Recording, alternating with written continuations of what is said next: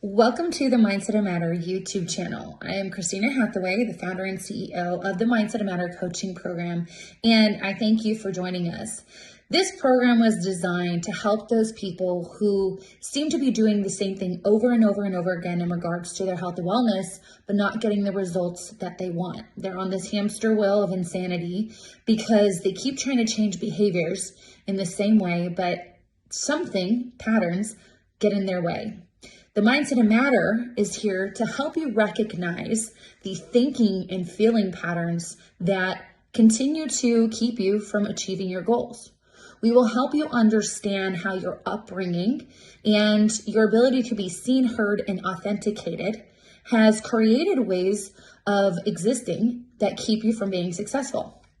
If you grew up thinking or feeling or being told directly that you're only as good as how you perform, what you achieve, how you look, how others perceive you, or how you take care of others' feelings, then it's going to be very hard for you to truly take care of yourself with respect and acceptance.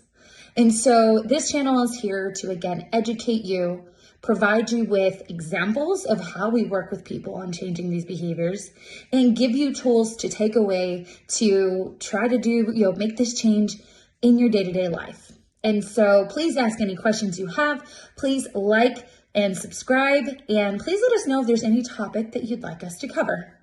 Talk to you soon.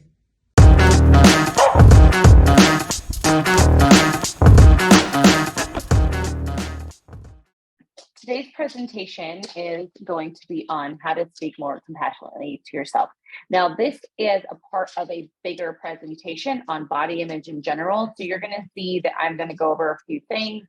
But there is a longer webinar, as these live trainings are usually just meant to be 20-30 minute trainings, but I definitely wanted to pull from some of this presentation.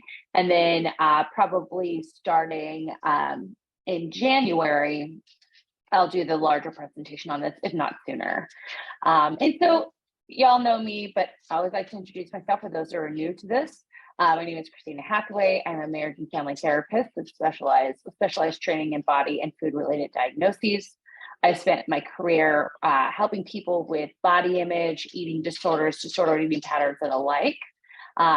Throughout my life, I've always been in the fitness industry. I was a group fitness instructor, as well as then went into getting my certification in personal training and nutrition coaching, as well as being a women's coaching specialist through the Girls Gone Strong Academy.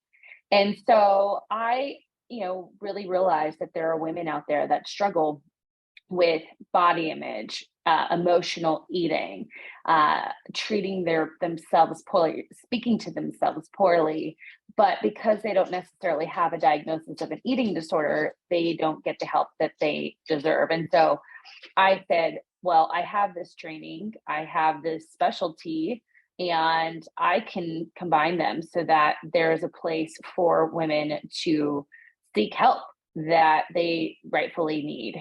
And so the Mindset of Matter was created from that image, and it is just using my abundance of health, fitness, psychology, and helping women to create long-term change. My 3-phase program is a coaching program that helps clients rebuild their relationships with bodies and food from the inside out, emotionally, cognitively, and physically. And so again, the Mindset of Matter coaching program creates an intersection between mental health, exercise and movement, and overall nutrition.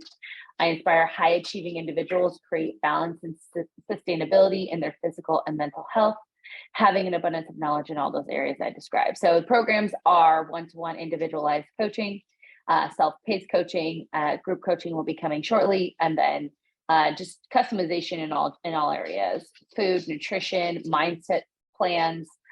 We kind of focus on everything. Let's talk about today's topic. So today we have we're talking about why do we speak to ourselves so negatively? And so I want to just start by asking you all a question. You can answer this in the chat here on the Zoom, or you can answer this in the chat on the Facebook page. But how do you feel about your body? I would really like you guys to put this in the chat. So how do you feel about your body? Let me just look at Facebook.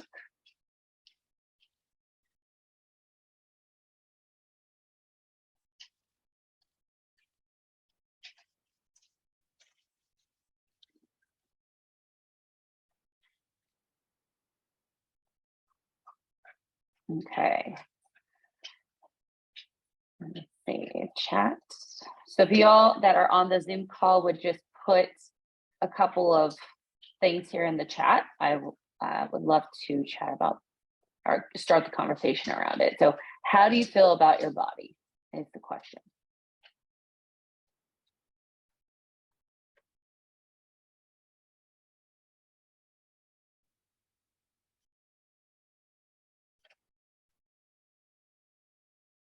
Okay, a little bit shy today. That's fine. Surprisingly, when you ask a woman how does she feel about her body, you'll most likely get an answer about how they believe their body looks and not what it is. Sorry for the misspelling there. We oftentimes will say something about, oh, I could lose weight. Oh, I could be thinner in my stomach. Oh, my legs could be longer or something, which can't happen.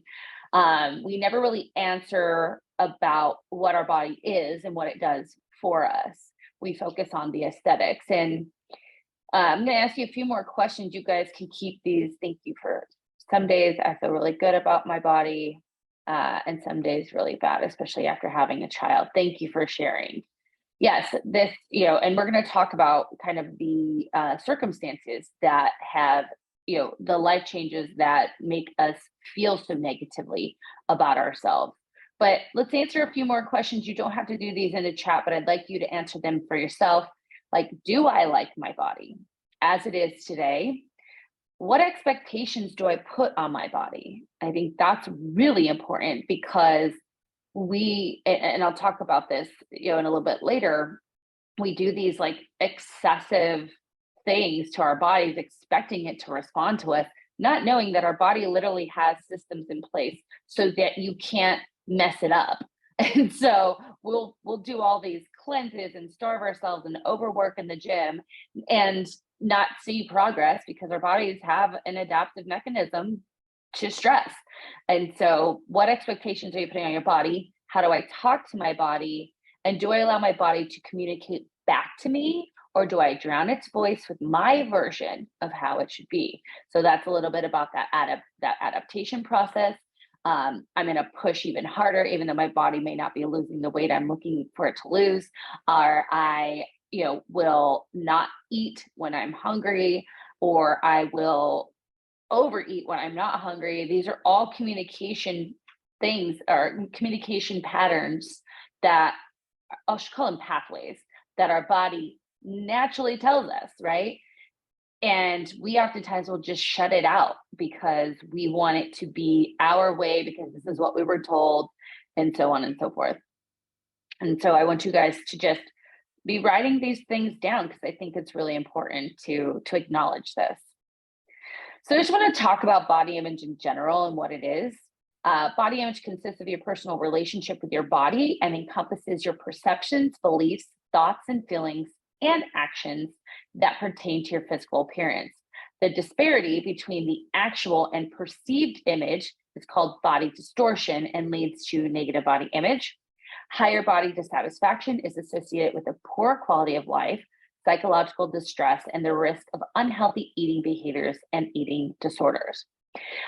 One diagnosis that comes out of negative body image is body dysmorphic disorder.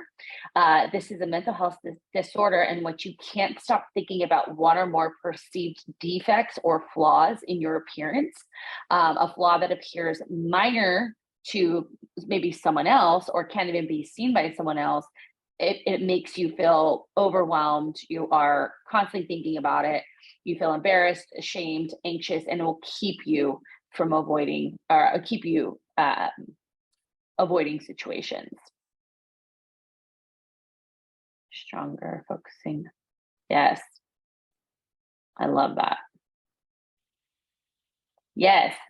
So I've been feeling more that my body is stronger than it was, and I've been focusing on trying to encourage strength. I love this. I like my body more now because I've realized that I'm hourglass figure, and that was my downfall. I was trying to be a size and dressing to a type that I was not. I love that. Yes, yes, yes, yes. And we'll talk about a little bit more of the things that I want you to focus on, like strength. So just a few more things, and then I'm going to run through some of the other, this is a really long presentation, so I'm going to run through some of the other pages. But specific body image struggles for women, which we all know this, but I like to just bring it out there. Like, self-objectification is a real thing. When we learn to view our bodies from an outside perspective as objects to be viewed and evaluated based on appearance. I mean, a lot of times it's like, I'm not even in my body. Like, I don't even realize that I am in this thing that allows me to do so much, everything. It allows me to do everything. Instead, I am viewing it as this from this external view instead of the internal connection that we should be in. The male gaze, a definition created by film theorist Laura Mulvey, known as the phenomenon of women being represented in the media through the perspective of heterosexual men, in which they are sexualized and depicted as passive objects of male attraction and desire. Because of this, women have learned to perceive their body image from, again, that outside perspective, rather than from their internal reality, their thoughts, their feelings, their behaviors, their actions, their movements, their abilities. Normative discontent, the phenomenon that it is perfectly normal for women and girls to feel bad about their bodies most of the time. These are all definitions in our society because body image is such an issue that we now have defined these things and normalized them. And so something to get very angry about. Some types of negative body image. We have avoidance. You avoid mirrors. You avoid buying new clothes. You cover up, hide body parts you do not like. One-sided negative body image. When you have a one-sided relationship with your body image, you do not listen to it when it's hungry because your goal is to be thinner, or you exercise through pain in an effort to change your body composition. Conflictual, when you're in a constant battle with your body, telling it to be something that it's not. In a conflictual body image, you blame your body for your failures. And abusive, and that's what we're talking about today, being the opposite. You call your body names, use vulgar and demanding language, you make self-harm physically through self-harm itself or painful restriction. And so these are all things that are that negative voice, that negative, they all come from a thought, right? And so today our conversation is how to change this. How do we move it around? All right, so I'm going to pass this. We'll go to some common negative messages. You really let yourself go. And I want you guys to think about the things you say to yourself, because this is going to be important in regards to changing and being more compassionate towards ourselves. 10 foods you should never eat, right? These are things you see in magazines. You should have smooth skin, no cellulite or stretch marks. You should shave your legs, otherwise men won't want you. You got to get back to that pre-baby weight. Don't wear horizontal stripes. Be grateful for your body. I need to go on a diet. I look terrible in a bikini. I need to be bikini ready. I'm too bulky, too muscular. I have a muffin top. I cannot tell you the things that women tell me. I feel disgusted. I feel fluffy. I feel gross. I feel bloated. I feel whatever. But that, like, these words, they're so negative. And it's all based on that self-objectification. Now, you might feel bloated. That's a totally different thing. So let's just take that off the table. But I feel gross in this body that allows me to hug my children, have fucking children. Like, let's just talk about that. I can't have children. So, like, that's something for me that I don't get to do. Right. But for those of you who can, like, that's a beautiful thing. Right. You bash and you degrade this body based on those things we talked about, the self-objectification, the male gaze, and what we think we're supposed to look like. It's really saddening. And I have a thing with my clients, and they'll know, reframe that. We'll be on WhatsApp. They have WhatsApp communication with me Monday through Friday, throughout the day. And they'll send me a message, and next message to them is, please reframe that last message. And it's to help them be like, shit, like that was really hard and harsh. And so I want you guys to be thinking about, what are the negative messages that you commonly experience? I think for me as a fitness coach, there's this idea that I need to always be as lean as I am on like photo shoots and stuff like that. I'm going to tell you right now, that is really hard to do. And so, this idea to get leaner. But I have definitely turned a corner when it comes to this, because I have learned how to do less with the most results, meaning when I'm not in a cut, which I am right now, but when I'm pulling it back, I am only working out 3 days a week. I'm focusing on steps. I'm focusing on my routine and emotional health and things like that. All right. So we're going to skip this, but you guys can, we'll talk about that during our longer presentation. But how do we begin to speak to ourselves kindly and with compassion? I think first and foremost, this goes back to what we talked about last week in emotional eating. Like when you experience discomfort, pain, or body image triggers, ask yourself the following: like, what am I feeling right now? Like sadness, anger, whatever it is. What do I feel physically? Am I tense, sick, sweating?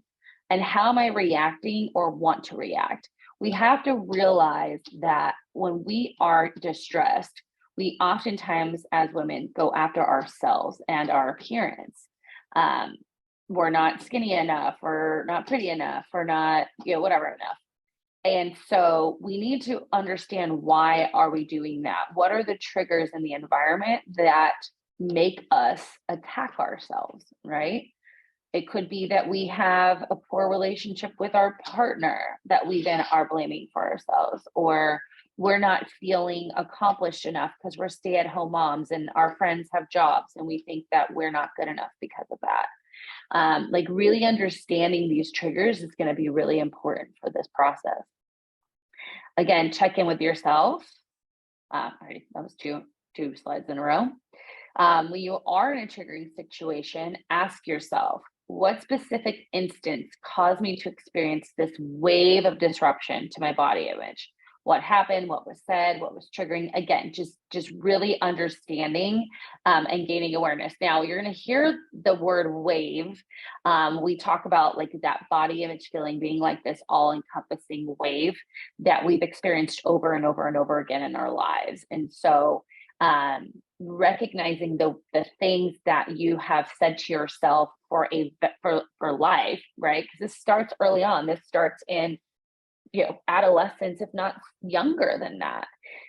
What are the waves? What are those constant battles of negative talk that I deal with? How was I feeling before I experienced this? And what deeper fears does this wave indicate? Which that one right there is really important. When I attack myself, speak negatively towards myself, what is it that I'm trying to avoid, right? Like, what fears do I have? Am I worthless, right? Because if I can't be size 6 or whatever you're shooting for, what am I worthless? Like, am I not good enough because society tells me I need to look this way? And so getting deep with yourself, like, what is happening in my world? What was said to me? Who or what triggered me? How is this feeling? What was I feeling before this happened? And then what fears do I have to, like, what fears are behind the messages I'm saying to my body? So you'll see these two are very similar. It's very much like awareness gaining, right? Like when I start, shame spiraling, as I call it, why am I shame spiraling? Why am I, shitting on myself? Rethink your reaction. Ask yourself, when you felt similar pain or shame, how did you react? What were your similar coping mechanisms for dealing with negative body image or negative self-talk? Did the above help or hurt you? What could you do differently? And do I have the resources to respond to this disruption in a healthier way? So this is really going back and thinking about, okay, I'm starting to act in the way of this, this shame spiral, negative self-talk. How can I begin to react in a way that is healthier and more compassionate towards myself, right? So, what are some coping skills that I can use to feel better? Because obviously, again, we've been triggered by something. And instead of like dealing with that in the environment, we go inward and we start, attacking ourselves. So, how can I use some coping skills in the environment to bring myself back down? What do I need to do differently so that it doesn't turn towards negatively speaking towards myself, rather speaking compassionately? I like to say something to my clients. It's not the first thought that is the problem. It's the second thought and what you do with it. Because if you've been talking shit to yourself for your entire life, it's going to still happen even when you're someone like me who's worked hard on managing it. I still have struggles, right? I think on Saturday I couldn't find something to wear and I'm like, look, I'm so pissed, and I saw myself being like, this is stupid. I don't think I call myself stupid, but I was like just feeling like, ugh, you know? And then I had to get out of that headspace because I did not want it to ruin my day, right? And so I had to then, I do this thing where I'll say like, it's so dumb, but I'll be like, you always put together great outfits. Just like lean into it. Meaning like just keep trying stuff on. I got these new boots and I wanted to wear them. And you'll figure it out. And I ended up figuring it out, right? And I had to just believe in myself in that moment. It's a stupid example, but when you have all these clothes that are not getting, not being put together, in a way that you want them to, you're just like, I hate this, or I hate myself, or only if I was, and so I had to change that second thought. And that's really important. Reframe, reframe, reframe. Reframes are ways to begin to take that negative message and flip it on its head and say, okay, so if I'm like, oh, I'm so fat, right? Just stuff I hear people say, or I'm fluffy. I say, I need you to reframe that. And that's going to sound differently for any person, but it might be, I am working on obtaining optimal health, or I accept my body in this size and I'm allowed to get stronger, or I'm allowed to be healthier, right? Because I can accept my body and my size now, but also have goals for my body, right? A lot of my clients' goals are both aesthetic, but also health driven, which is something we're going to talk about next.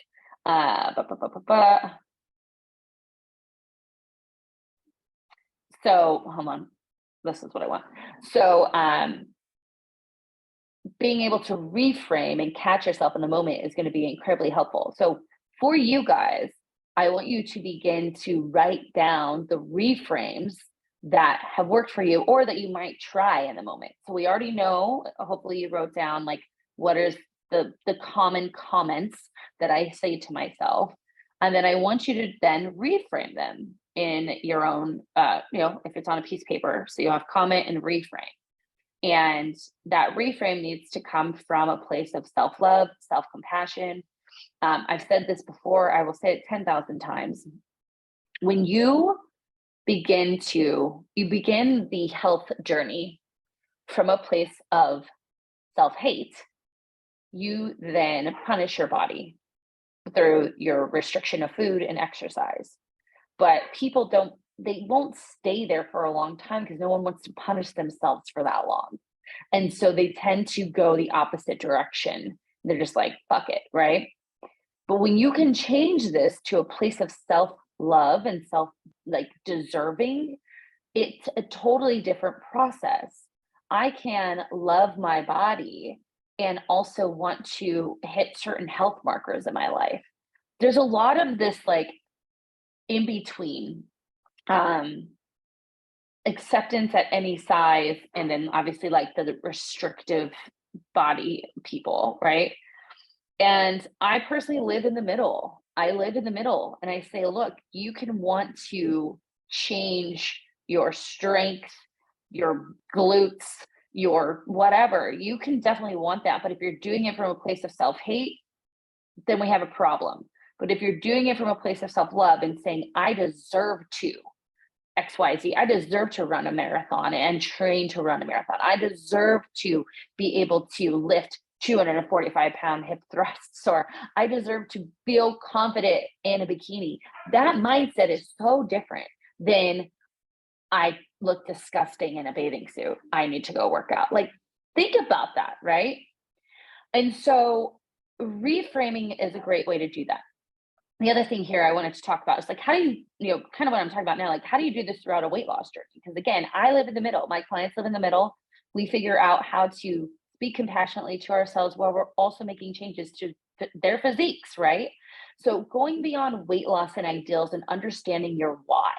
Your why is the reason why you're waking up every day. I just said this to my client, nobody wakes up and is like, oh yeah, I'm gonna work out today. Like, especially if you've not done it for a while. I do that because it's a mental health thing for me than it is a physique thing for me.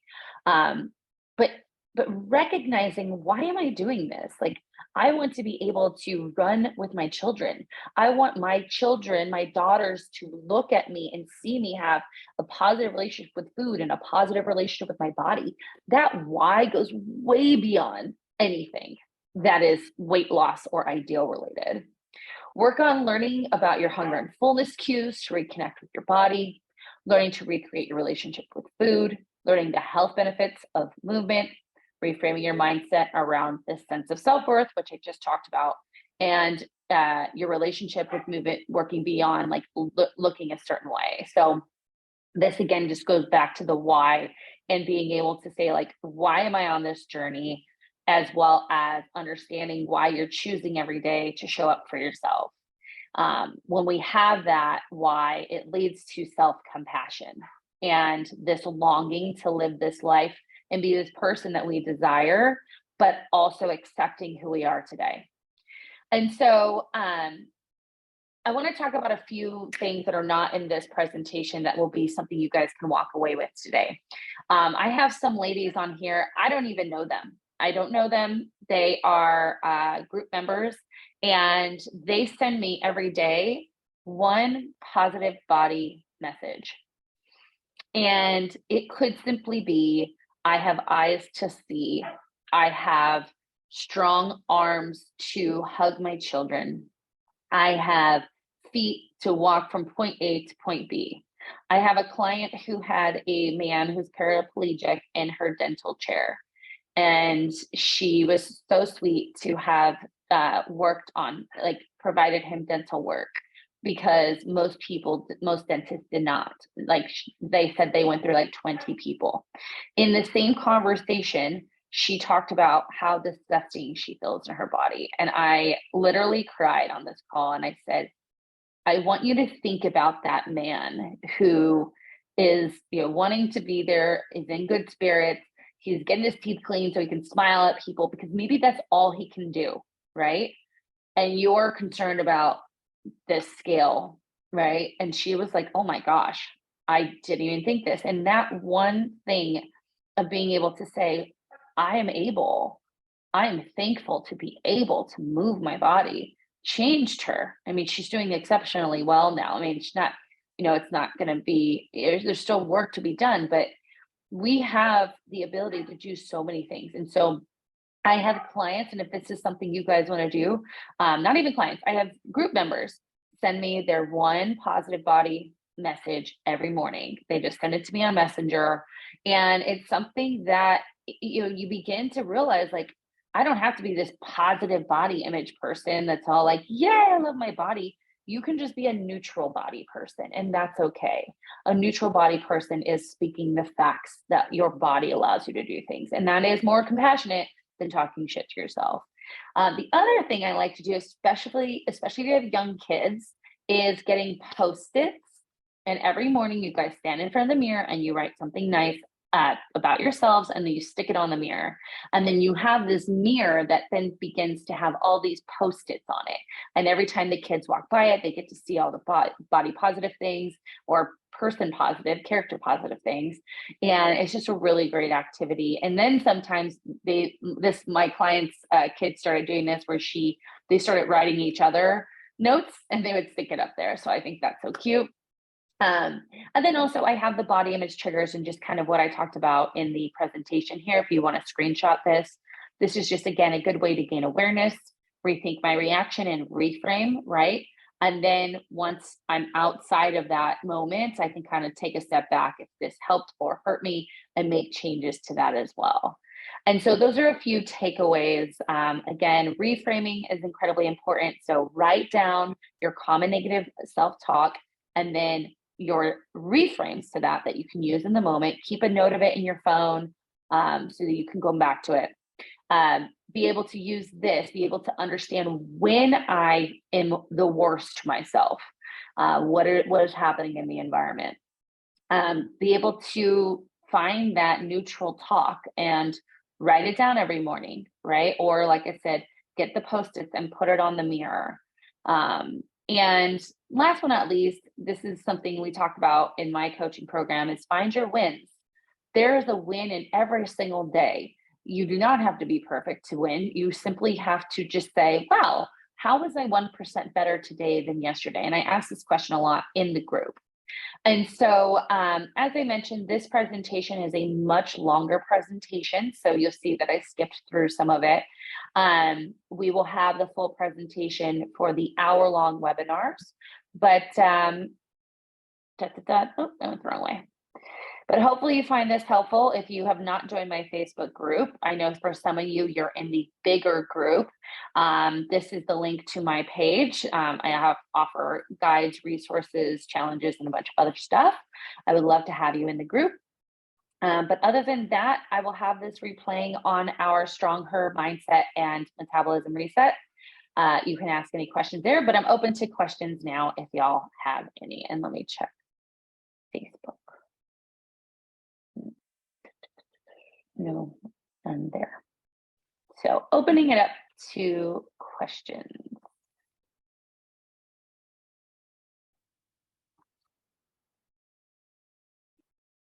Give you guys a sec.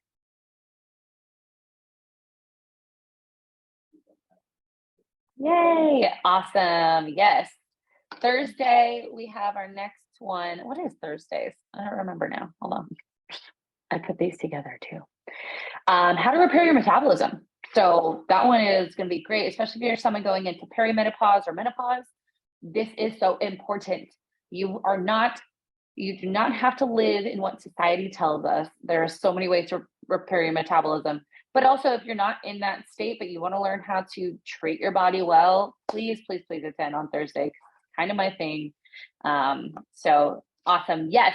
Thank you guys so much. And we will see you on Thursday. Bye-bye.